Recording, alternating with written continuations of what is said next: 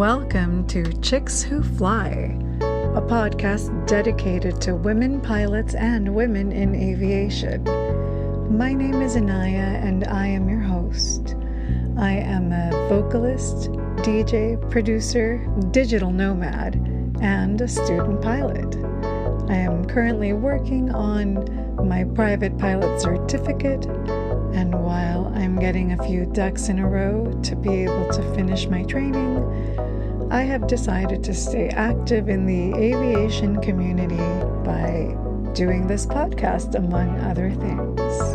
I plan to interview and feature women pilots and women in aviation and share their aviation love stories with you, as well as the ups and downs that they decide to share.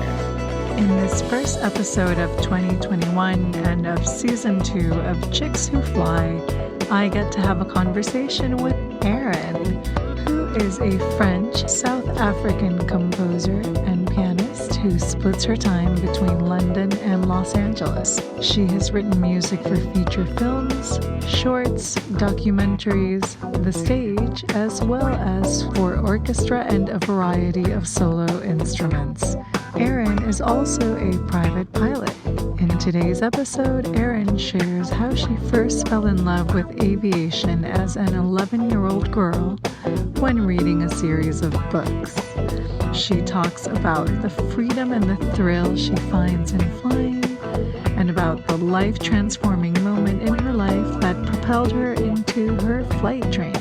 We talk about the correlation between flying and other aspects of life, and the ways a breakthrough in aviation can cause breakthroughs in other areas of life. We talk about her flight training while splitting her time between the United States and the United Kingdom, the dynamic with her flight instructor, and the profoundly transformative experience of Arhynn's first solo flight. We talk about knowing and pushing our limits as pilots and so much more. I really enjoyed the conversation I got to have with Arhynn, and hopefully you enjoy these interviews as much as I enjoy getting to spend time with these amazing ladies. If you are enjoying this podcast, please consider following, liking, sharing, subscribing, and perhaps checking out our Patreon page at Chicks Who Fly. Also, feel free to visit us and connect with us on our website, chickswhofly.com, and you can reach us by email at chickswhoflyofficial@gmail.com.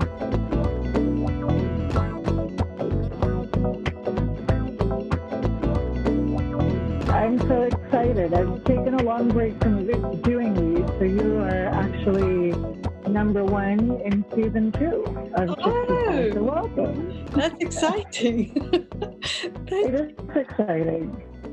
So I took some time off because my brain was frying because I was flying 3 times a week in Santa Fe. So welcome, and just if you can tell the listeners who you are and how you got interested in aviation. So I'm Arhynn. Hi. I'm a composer, a film, TV composer, and spent my whole life doing music. The aviation thing was triggered basically when I think I was about 11, and I started reading these books called, they're the Worrells books, basically about a woman pilot who flew for the WAAF, which is the British equivalent of the Wasps. And so it's all her adventures in flying. And I just love those books. I mean, in retrospect, they were really old-fashioned, but they just took my imagination. And that was it. After that, as I wanted to fly. I would, because I grew up in South Africa, so I would have applied to go into the military. Well, if I could fly in South Africa, but it was only men that were allowed to fly. So it kind of all got put on a hold. But always at the back of my mind was, one day I will fly. And what was it that just spoke to you about aviation that made you just want to do it someday?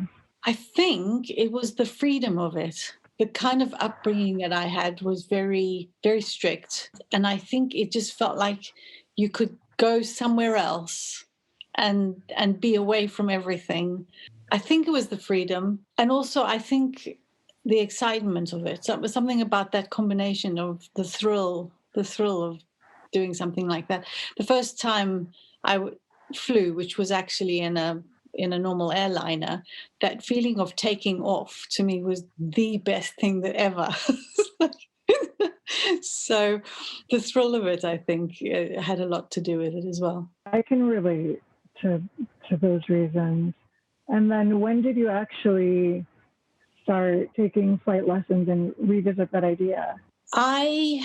It was, years and years. So without putting my age in there, it was probably a good 30 years later, basically. It was, I did actually go and find out how much it cost. And I had a file of the local flight schools and how much it costs. And it just felt like this huge mountain that I would never conquer, basically. And then I got divorced and set about changing my whole life. I was a piano teacher beforehand, and I became a film composer. And I was systematically going through my whole life, changing everything. And I remember one day I was sitting, because I journal every morning, and I was sitting journaling, looking out at this beautiful blue sky, and the idea popped into my head to go and drive to an airport and just take a look around. It was just one of those things. I was feeling really at odds with the world, and I was, just okay, hop in the car, go to an airport. So I did, and got there, and they were lovely to me, and they said, how can we help, blah blah blah. Would you like to go on a trial flight? And I said, yes, please. I hadn't planned that. And we went up 45-minute trial flight and got back down on the ground, went home, and for 2 weeks I could not stop thinking about it. And I just thought, okay, that's it. I have to, whether I can afford it or not, I've got to find a way. So I started. Wow, that's amazing. What city, where were you when this was happening? I was in London. So I started learning to fly in London, and then ran out of money, as you do.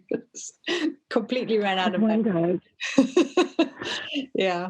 So I put it aside for a while, and then I think maybe a year later or something like that, when I had actually got money again, I went to LA for music and for the film industry. And I decided at that time that I was going to then do it in LA, because better weather and also much cheaper than in London. So I started flight lessons again in LA, well, in Santa Monica. Oh, fantastic. So that's how that happened. Yeah. Were you already working as a composer in London before you came to Los Angeles and made that transition?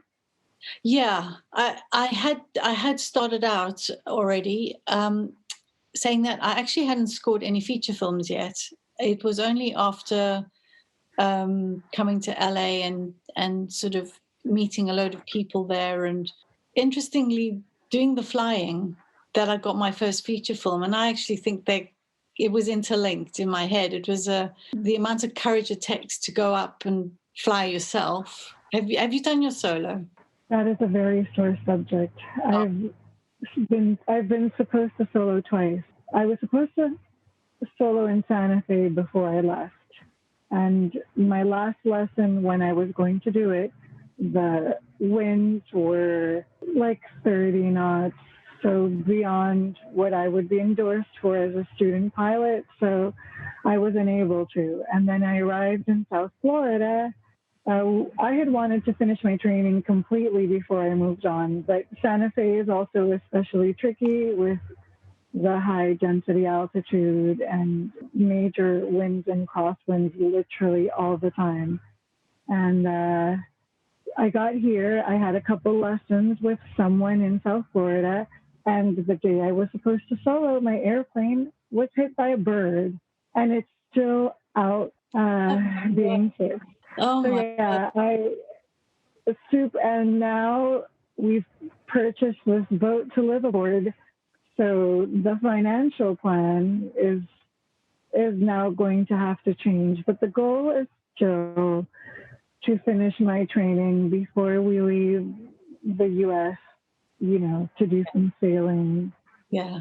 But yeah, anyways, that was the answer to that question. But it'll come. I'm just, oh yeah, twice, and after how long it's taken me to get to a place where I can just go for it, because when I had money, I didn't have time, and vice versa. Yeah. So, I've stopped fighting the universe. I'm being where I am, and I'll pick it back up when we get in the boat and go back down to Miami. My plane will be back up by then, and that school had really good prices, which helps when it comes to getting to the end. So yeah. Well, that's the thing. I think learning to fly is a thing that how would I describe it? It's linked to everything in life, and I think so. For example, I took absolutely forever to be able to land on my own. I could fly, no problems. I could bring the plane in till about a foot above the ground, no problem whatsoever. But land it, I just couldn't. It was that last foot. It messed it up every time. I think there was some sort of inner thing that I had to work through about taking responsibility for myself. And once that happened, then I could land. It was a really interesting thing. So there was a whole inner process going on. And interestingly, doing my first solo and that whole experience made me realize what I was capable of. And that fed the music side of things. And it was only after that I actually got my first feature film. So it's all linked, I think.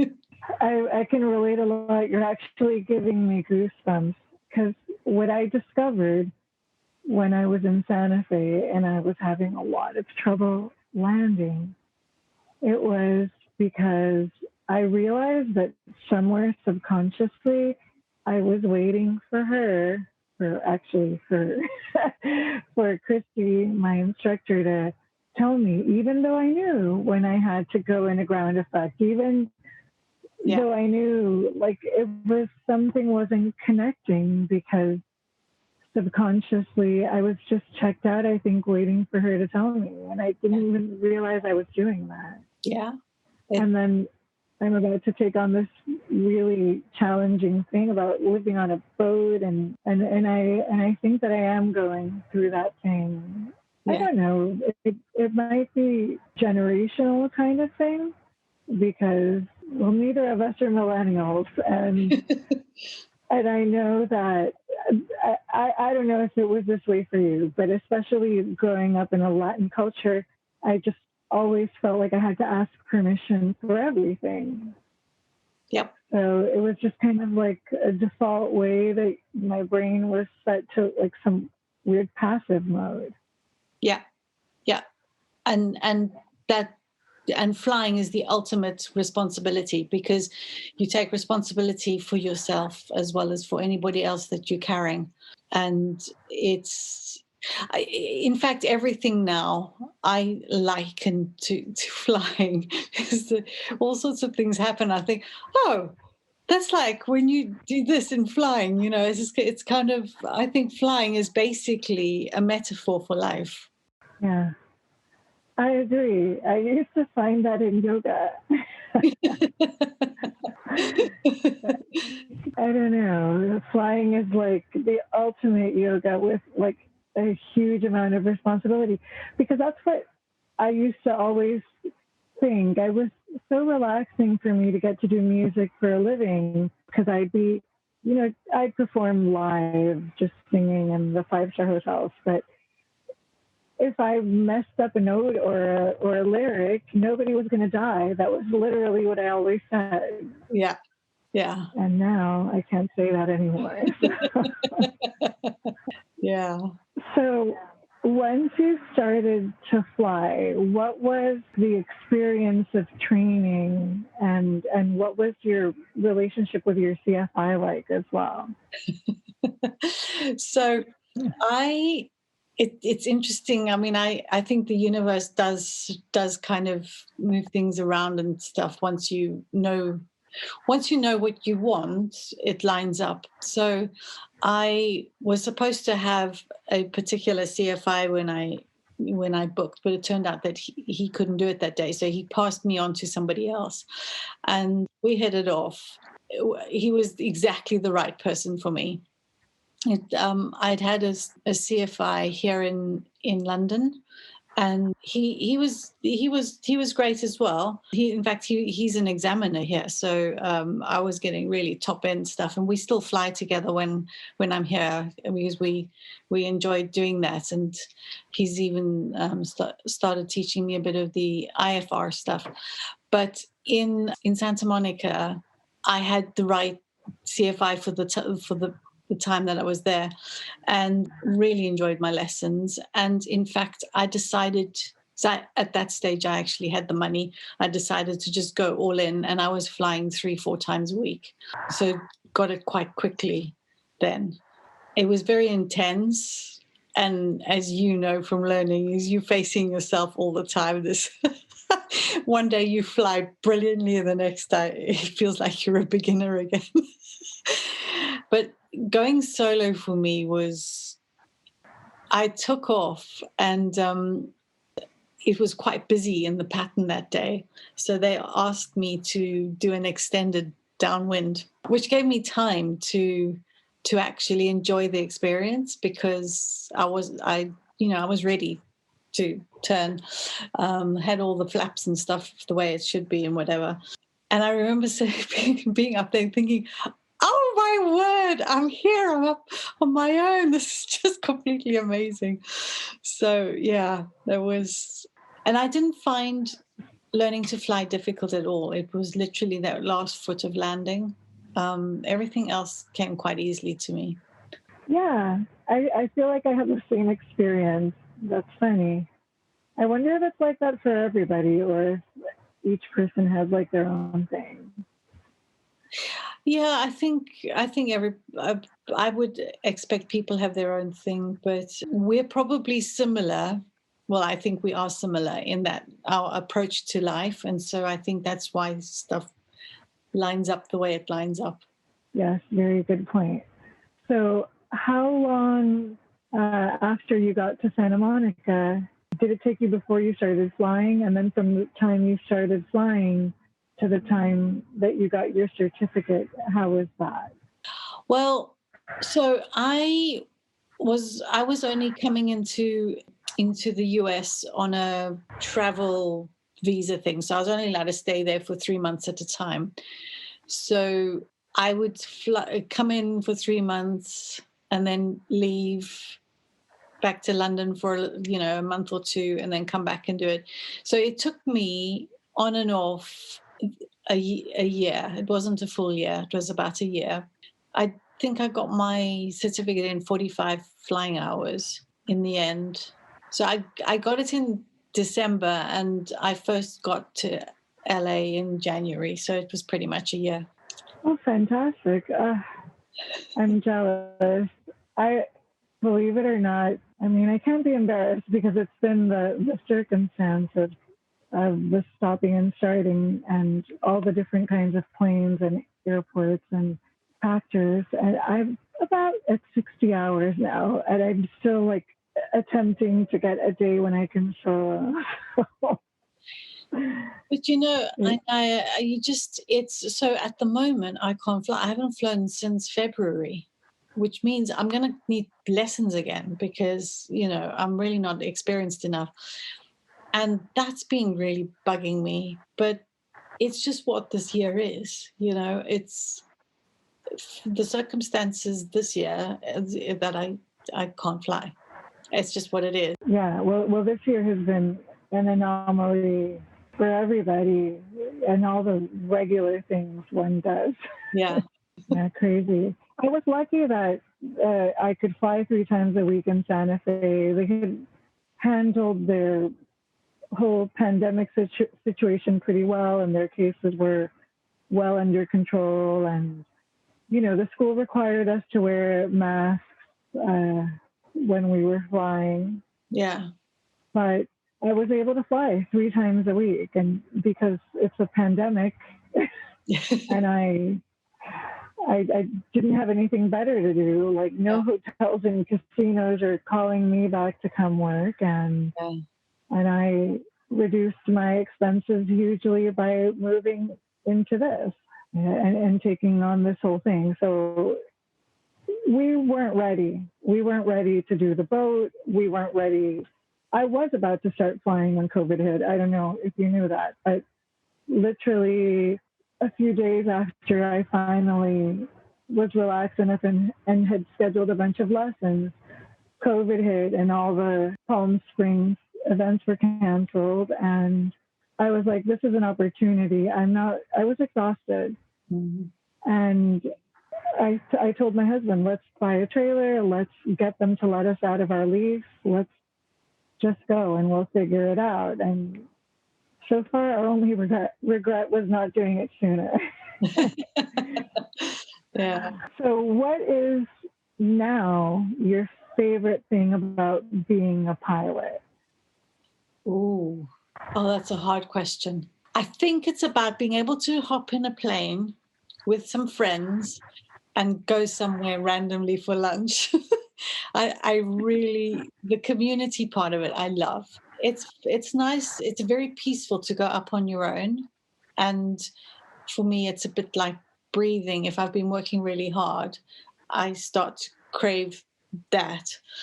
But the things, I'd say the thing that I enjoy the most is when we do a fly-in somewhere, a whole bunch of us, and we're all talking on the radios, and that's good fun. Yeah, that is fun. I miss those days. It's nice over here. Like I was really enjoying the CFI that I had when I got here. She's young and she's new as a CFI, but she already has an internship with UPS. So now I need a whole other CFI. This is, I think, like number 11. I don't even want to think. It's ridiculous. There is a perfect CFI for the next stage. There is. Lined up, ready and waiting to push you right through the check ride and everything. It's happening. I can get with that. It's happening. I can get with that. It is happening. So let me ask you this. I always ask people, did you have a moment during your training or afterwards that you've just had kind of a moment that you scared yourself or that you had a scary situation and you handled it? Yes. Yes. So I was going to do my check ride. I think it was a Monday. And on the weekend prior to it, we realized that I was missing, I think, 30 minutes of cross-country time or something like that. So the plan was I was going to fly to Bakersfield and back just to get the extra cross-country time. And not Bakersfield, what am I talking about? San Bernardino. The Bakersfield's far too far away. San Bernardino. And it was really windy that day. So we looked at the winds, and my CFI said to me, what do you think? Do you think you can do it?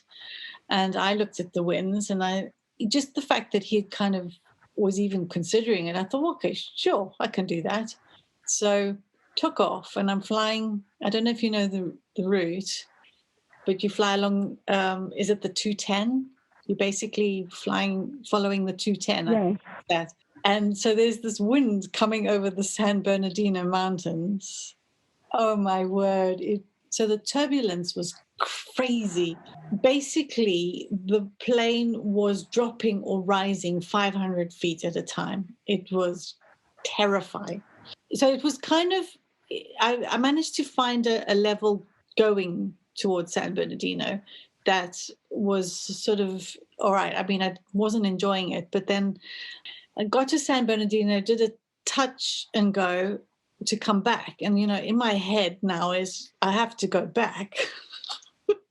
And I tried at a different level. I flew back at a different altitude, and it was even worse at that altitude. I just remember in my head thinking, okay, all you can do is reduce speed, put your wings level, and sit it out. That's literally all you can do. And the wind was so strong that I was actually having to turn the plane 90 degrees to the direction of travel just to travel. I mean, it was crazy. And one pilot took off in that weather and then radioed whichever airport it was nearby there. It said she was going straight back in again. That it was too bumpy. So that's how bumpy it was. And I'm flying along. But if they had heard me on my on the mic, I tell you, I was swearing the entire way. Absolutely terrified, just swearing. And then suddenly, after I'd made one call, a radio call, one of the other CFIs from our school suddenly said, "Arhynn, is that you?" Went, hi. So it was really, really great to have a familiar voice up in the air with me. So he was flying, but he was a CFI. I was a student. Anyway, I got back, and I tell you, it was so windy. I was trying to come into land. It wouldn't let me get down on the ground. So I had to do a go round, which was the last thing in the world that I wanted to do at that stage. Absolutely terrified. But, I was just kind of going, you just got to live through this. You just have to do it. Anyway, gone safely on the ground. And I said to my CFI, why did you let me do this? And he said, now you know you can do it. That was he said, I knew you could do it. Now you know you could do it. But, oh my, I was shaking for an hour afterwards on the ground. And a really interesting thing was that I'd been invited to a TEDx talk straight after this. So I actually drove straight from the airport to this TEDx talk. And one of the speakers was an astronaut. And she was talking, a female astronaut, she was talking about her training and going up into space. And I was thinking, okay, that makes my experience pale in comparison. It put the whole thing into perspective. But yeah. So, I mean, you're up there and you have to do what you have to do. It's scary. I get it. I think I would have felt the same way. I've heard some other people give similar stories, like between LA and Vegas. Yeah. That's some pretty bad winds. What is your favorite flight that you've ever taken? I think, there's a few. But anyway, one of my favorites is, obviously, I'm a member of the Los Angeles 99s, and I'm the chair of the air race committee. And we decided to organize a mini race just to test out how a race would work and stuff like that. So we did a race to Bakersfield via Santa Maria, I think it was. And Kate Scott and I raced together. So we each did a leg. And that was good fun because the one who wasn't flying was busy doing the navigating and the radios and stuff. And we were like, and we got to Santa Maria and we landed, and then quickly had to change seats with each other. And our chart went flying out of the door, and yeah, it was all very funny. So yeah, that was good. That was a really good fun flight. I enjoyed that. I remember that. That was fun. I was working, of course. Oh yeah. I couldn't go. Yeah. I was always working on the weekends at the restaurant in Malibu. Yeah. But you guys seem to have so much fun. I was there with you guys in spirit. Did you finish, the entire time in Santa Monica with the same CFI? Yeah, he was my main CFI, but the way the school works is that you fly with others as well, so that they cover a bit of everything, because one CFI doesn't necessarily give you everything that you need. So I did fly with a few others. There was one night flight, which was hilarious, that I had with a different CFI. So, yeah. Did you have anyone that you had not the best compatibility with? Yeah, I mean, there was one person who as a person we got on really well, but I don't think he should have been teaching. And I had a few lessons with him, and then I said to my CFI, I said, don't ever send me with him again, because I'd come away from those lessons feeling like I couldn't fly, that I knew nothing. They were just horrible. They really eroded my confidence, actually. In the end, he went on and did other things. And I think he wasn't cut out. He was good at what he did, which was the flying, but he wasn't quite cut out for teaching. Got it.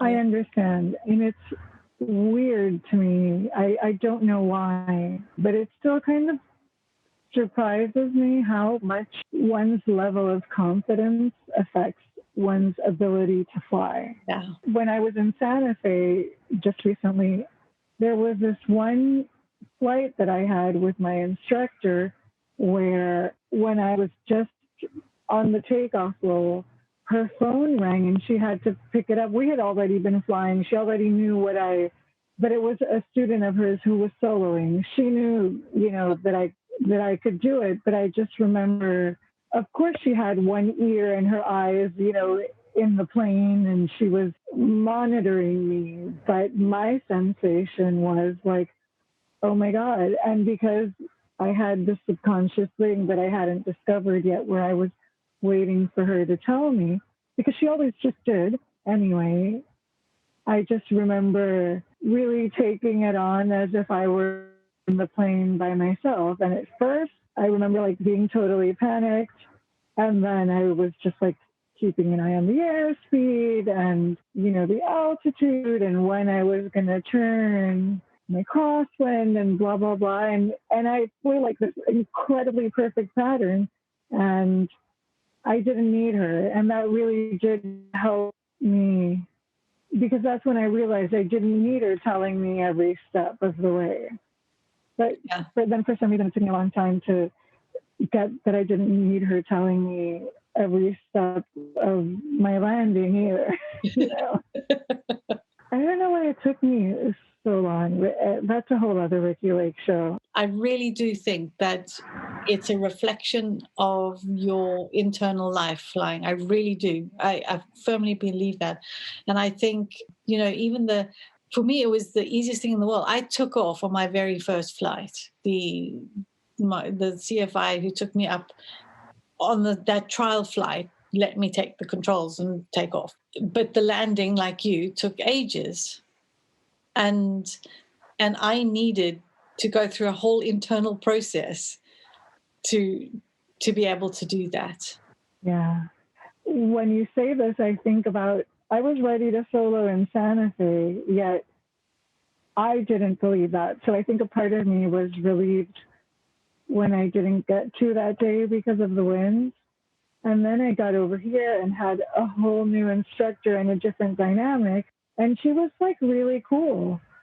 But she was different. I think because she's young and she's a newer CFI, in contrast to Christy, who's more, she's like an adult and she has 3 kids and a husband, and she's been teaching for a long time. So she's got like this more maternal kind of quality. Yeah. Whereas flying with Morgan over here in South Florida was more like my cousin is teaching me to fly. You know what I mean?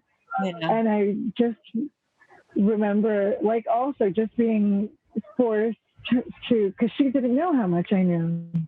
So she didn't know how comfortable I was, and I had to I had 2 flights with her so that I could get used to the airspace and whatever I needed to refresh after a week of traveling to South Florida. It only took me weeks to start flying again, but I just remember after I was able to land with her, without her telling me all the things that Christy used to tell me, it was literally the first time that I believed it myself. Yeah. Yeah. I don't know why I'm so stubborn. I don't know, maybe because of my music and dance background, where you really respect the art so much and you never claim to be some expert. It took a really long time in music and in dance before I gave myself permission to say, hey, I know what I'm doing. Yeah. Yeah. I mean, I get that. Yeah, well, anyway, now I feel like I'm doing self-therapy. Sorry about that. I love talking like this. I tell you, I think it's, life is like about this. And it's so interesting to figure it out and dig deeper and deeper and discover why. Because looking back on these things, I realized that the day that I soloed, what happened was they'd been saying to me, oh yeah, you're ready to solo, you're ready to solo. And my CFI said, right, let's go up and go around and do the pattern and I'll check that everything's fine. And I made every mistake in the book doing that pattern, everyone. And we get on the ground. And in fact, he made me do a few. And we get on the ground and he said to me, I don't know, maybe we should wait. Maybe you're not ready. And inside of me, I had decided I was ready. And I just said to him, I'm ready. And he said, you want a solo now? And I said, yeah, I'm ready. I want a solo. And he just sat there looking at me and he said, oh, I don't know. Are you sure? I said, I just knew that if I drove home that day without having soloed, I would have been so angry with myself. That's how ready I was. So I just sat there and said, I'm ready. And so next thing I know, he's radioing the tower to say that there's somebody going to do a solo. His student's going to do a solo. I'm thinking, oh my word, now I have to do it. And he got out. And I tell you, I flew it absolutely fine. No problems whatsoever. Because I knew inside of me that I was ready. But looking back on it, I realized that was when I was ready. I wasn't ready before that. Yeah, I felt that way the day the bird hit my plane, but I don't know. I think if this had happened before, just because it's been a frustrating, I've been trying to go forever. And I don't know, before I think I would have gotten really frustrated, but now it's just going to be after we get in the boat, and that's fine. What about, you said you were starting to learn a few instrument things. Are you going to pursue your instrument rating? What else do you want to do? Well, I definitely want to do instrument rating, because what I've realized with the flying that I've done since my Czech ride is that you can't predict stuff. And obviously we try and predict as much as possible about weather and whatever, but there can be times where you get caught. And I think it makes you a safer pilot if you actually know how to fly in cloud and stuff. There was one flight I did. We weren't in danger, but it's the thing that triggered me when I got on the ground from that was the marine layer came in really much faster than anticipated. And I could have flown inland and come, so it was still safe from that point of view. But the tower had cleared me to land and I couldn't see the ground. I mean, I was above the clouds. So I radioed them and said, thank you, cleared to land. I'm looking for a hole in the clouds. And so she vectored all the other flights around me so that I could pootle around and look for a hole. And I found a hole and I and I, dived down through it, and I was right above the runway. And it's fine. As I said, I could have flown inland and come in that way, so it wasn't unsafe. But I just did. When I got on the ground, I thought that could have got unsafe really fast. So I definitely want my instrument rating. And it's always been a dream to sort of fly some sort of jet or something. I don't know. So I will probably keep doing ratings and endorsements and whatever until I... Jets are fun. I just went to a school up here in case we decide to not go back to Miami and stay around here. And they do primary flight training, but they also are a citation jet training center. And I went in a couple of days ago and got to sit in the cockpit of this citation, and I was like, yeah, this is really effing cool. Yeah. I know. I'd love to. I'd love to. I mean, there's part of me that really wishes I could have been a fighter pilot. In retrospect, no, because I don't believe in war. I'm a pacifist, and it would have been completely wasted putting me in there. I wouldn't have wanted to shoot anybody. But it's the planes that I like. I think they're fantastic. Yeah. Maybe you can be an ag pilot, and what you shoot is things into people's crops. You know? And those pilots get to do some fun flying, you know, through pretty close to the ground sometimes in some interesting situations. Yeah. I got to see this ag pilot when I was in Fort Mojave, Arizona, when I first started, you know, traveling towards here. And I mean, that was cool. I just wanted to jump on the ground and wave my arms and have him like land on the road and pick me up and take me with him, you know. Hitchhiking with a difference. Yeah. Yeah, that would have been cool. Plus, that was like a really cool place because you were literally next to the Colorado River, and on one side was California and the other was Arizona. So I don't know. I think that would have been kind of cool. Yeah. Anything else that you want to be involved in, even if it's on the community side, like any type of charity or community organization of pilots that you're interested in? Well, I'm a member of the Los Angeles 99s, and I'm actually now also on the board of that, treasurer. Who would have thought this composer has become a treasurer? But I think it's a fantastic organization, the 99s, and I'd love to be involved at a level where I could make stuff happen. That would be fantastic. And we're making stuff happen in our chapter, and we're organizing another air race, which was supposed to happen this year, but, you know, hopefully next year we'll see. One other thing I'm doing, so I've started producing a film about a pilot. So it's based on a true story. It's a woman who actually existed, and I'm trying to tell a tiny bit of her story because her story is amazing. So, yeah, I'm right in the midst of that now. So trying to get stories out there. What can you tell us about this story?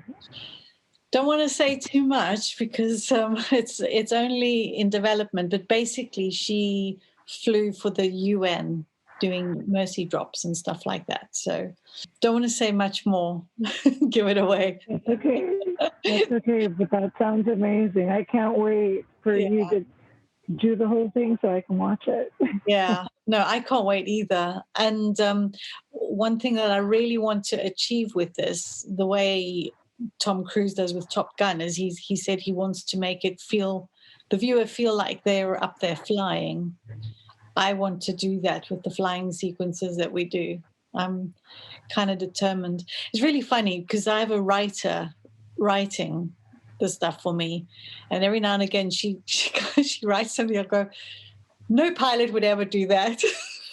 Or I'll say, you left out this, or it's like it's so funny.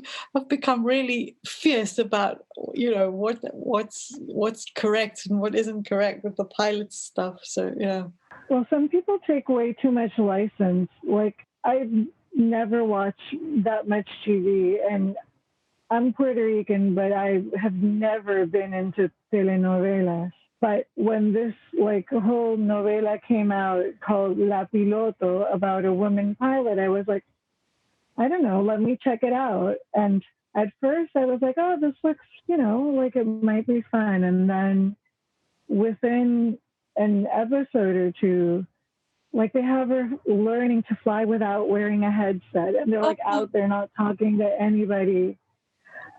And I was like, F this. And I just turned it off. I was like, I can't watch it.